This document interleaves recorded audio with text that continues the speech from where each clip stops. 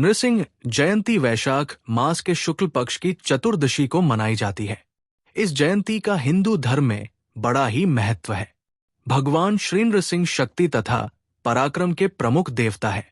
पौराणिक धार्मिक मान्यताओं एवं धार्मिक ग्रंथों के अनुसार इसी तिथि को भगवान विष्णु ने नृसिंह अवतार लेकर दैत्यों के राजा हिरण्यकशिपु का वध किया था। भगवान विष्णु ने अधर्म के नाश के लिए कई अवतार लिए तथा धर्म की स्थापना की। नृसिंह अवतार भगवान विष्णु के प्रमुख अवतारों में से एक है। नरसिंह अवतार में भगवान विष्णु ने आधा मनुष्य व आधा शेर का शरीर धारण करके दैत्यों के राजा हिरण्यकशिपु का वध किया था। धर्म ग्रंथों में भगवान विष्णु के इस अवतरण की कथा इस प्रकार है। प्राचीन काल में कश्यप नामक ऋषि हुए थे। उनकी पत्नी का नाम दिति था। उनके 2 पुत्र हुए, जिनमें से एक का नाम हिरण्याक्ष तथा दूसरे का हिरण्यकशिपु था। हिरण्याक्ष को भगवान विष्णु ने पृथ्वी की रक्षा हेतु वराह रूप धरकर मार दिया था। अपने भाई की मृत्यु से दुखी और क्रोधित हिरण्यकशिपु ने भाई की मृत्यु का प्रतिशोध लेने के लिए अजेय होने का संकल्प किया। सहस्त्रों वर्षों तक उसने कठोर तप किया। उसकी तपस्या से प्रसन्न होकर ब्रह्मा जी ने उसे अजेय होने का वरदान दिया। वरदान प्राप्त करके उसने स्वर्ग पर अधिकार कर लिया, लोकपालों को मारकर भगा दिया और स्वतः संपूर्ण लोकों का अधिपति हो गया। देवता निरुपाय हो गए थे। वो असुर हिरण्यकशिपु को किसी प्रकार से पराजित नहीं कर सकते थे। भक्त प्रहलाद का जन्म।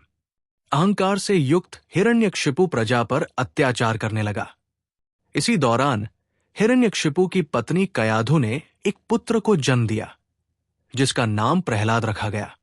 एक राक्षस कुल में जन्म लेने के बाद भी प्रहलाद में राक्षसों जैसे कोई भी दुर्गुण मौजूद नहीं थे तथा वो भगवान नारायण का भक्त था। वो अपने पिता हिरण्यकशिपु के अत्याचारों का विरोध करता था। हिरण्यकशिपु का वध। भगवान भक्ति से प्रहलाद का मन हटाने और उसमें अपने जैसे दुर्गुण भरने के लिए हिरण्यकशिपु ने बहुत प्रयास किए। नीति अनीति सभी का प्रयोग किया, किंतु प्रहलाद अपने मार्ग से विचलित न हुआ। तब उसने प्रहलाद को मारने के लिए षड्यंत्र रचे, किंतु वो सभी में असफल रहा।